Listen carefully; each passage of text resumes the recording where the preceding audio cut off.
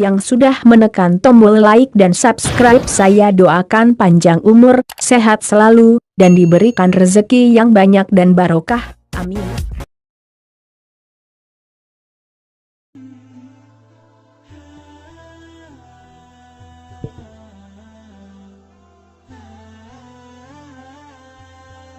Profil dan biografi Kiai Haji Husein Ilyas. Kiai Haji Husein Ilyas, Mbah Yai Husein Ilyas, pengasuh Pondok Pesantren Salafiyah Al-Misbar Karangnongko Mojokerto. Kiai Haji Husein Ilyas adalah kiai sepuh yang sangat disegani dan dihormati di Jawa Timur. Di pondok beliau yang sederhana di Karangnongko Mojokerto, hampir setiap hari banyak orang yang datang, mulai silaturahmi sampai meminta doa restu.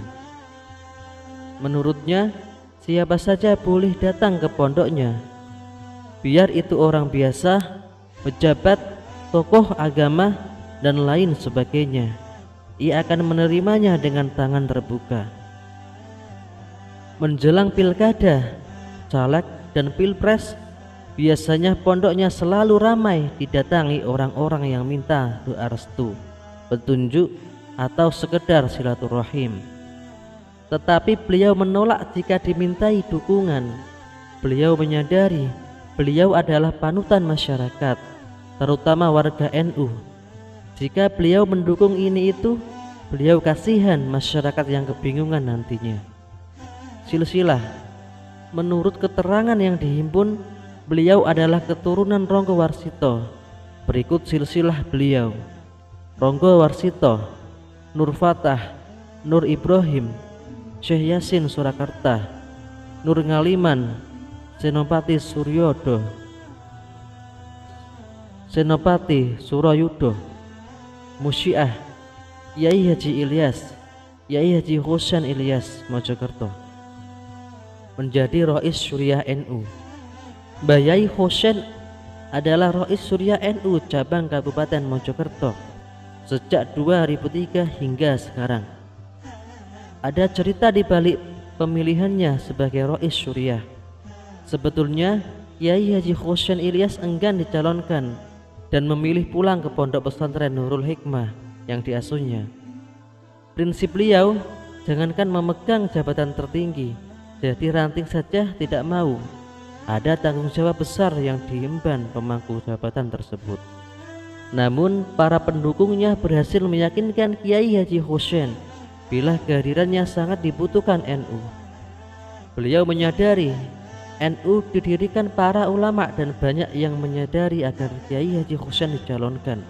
Akhirnya beliau pun menjadi Rois Syuriah NU cabang Kabupaten Mojokerto. Karomah. Mbah Yai Husein pernah bercerita bagaimana sengsara dulu ketika zaman Jepang. Ketika itu, tentara Jepang memberlakukan jam malam. Mereka melarang rakyat Indonesia untuk keluar rumah menjelang sore hari. Hukumannya dibunuh di depan umum bila kedapatan keluar rumah di sore dan malam hari karena dianggap pemberontak. Pernah suatu ketika ada yang mencari tahu apa sebenarnya yang dilakukan tentara Jepang di sore dan malam hari. Ternyata tentara Jepang tersebut di waktu sore mengangkat hasil tanam rakyat untuk dibawa ke negara mereka. Memang di waktu itu diberlakukan peraturan semacam tanam paksa untuk kebutuhan logistik perang Asia Timur Raya. Hasil panen yang dihasilkan oleh rakyat sebagian besar diangkut Jepang, sedangkan rakyat diberi bagian sedikit sekali. Proses menanam juga harus dalam pengawasan tentara Jepang. Jika ketahuan memanen sendiri, maka akan dihukum mati. Pada suatu waktu, ada seorang petani yang nekat memanen hasil tanam sendiri tanpa pengawasan tentara Jepang.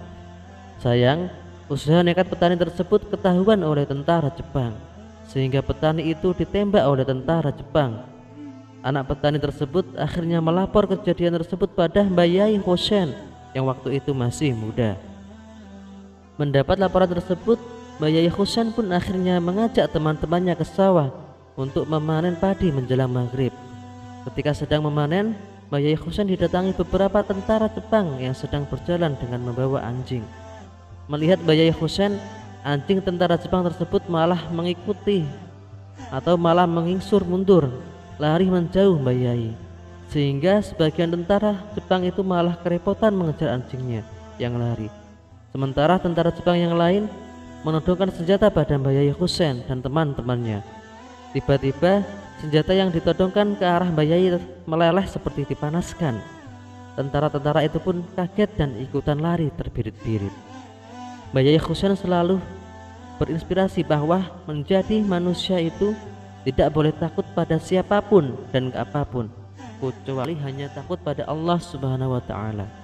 Karena manusia itu khalifatullah, sebagai khalifah Allah itu sudah seharusnya tidak boleh takut apapun selain takut pada Allah.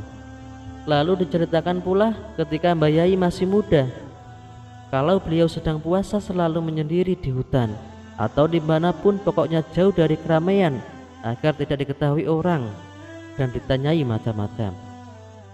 Suatu ketika beliau dalam usilahnya itu tertidur di suatu hutan, lalu tiba-tiba dibangunkan Gus Zuli, Romo Yai Zazuli Utsman. Mbah Yai Husein terkejut ketika terbangun. Banyak teman-temannya dan Gus Zuli di sekelilingnya. Teman-teman beliau bilang kalau Mbah Yai Husein sudah hilang berminggu-minggu, padahal beliau merasa hanya tidur beberapa menit. Anehnya, teman-teman Mbah Yai Husein tidak melihat beliau tertidur di tempat tersebut. Hanya Gus Zuli yang tahu. Sebab itulah yang membangunkan Mbah Yai Husein adalah Gus Zuli.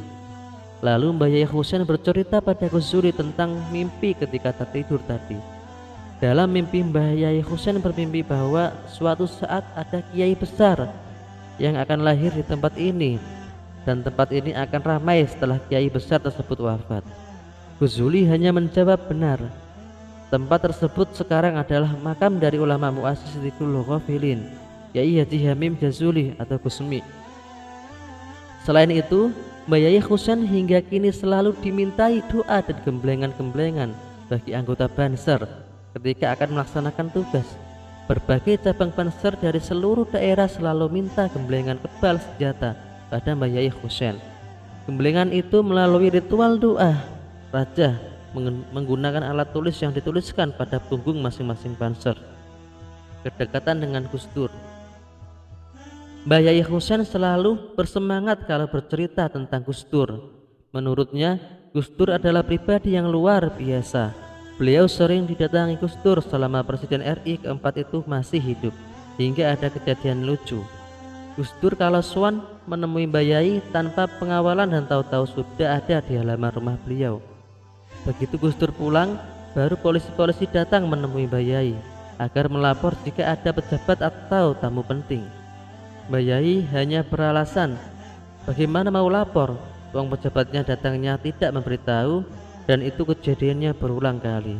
Hingga kini anak-anak Gus Dur dan berbagai tokoh NU selalu mengikuti langkah Gus Dur untuk selalu meminta nasihat Mbah Yai Husein dalam mengambil keputusan-keputusan penting. Hal ini menandakan kealiman dan kebijaksanaan seorang Kiai Haji Husein Ilyas dalam ngomong masyarakat yang sangat patut menjadi perhatian kita. Setiap tutur dan nasihatnya adalah oase yang dibutuhkan masyarakat yang hidup di zaman sekarang.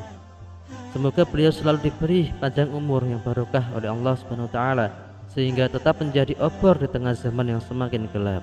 Amin. Dikutip dari www.laduni.com.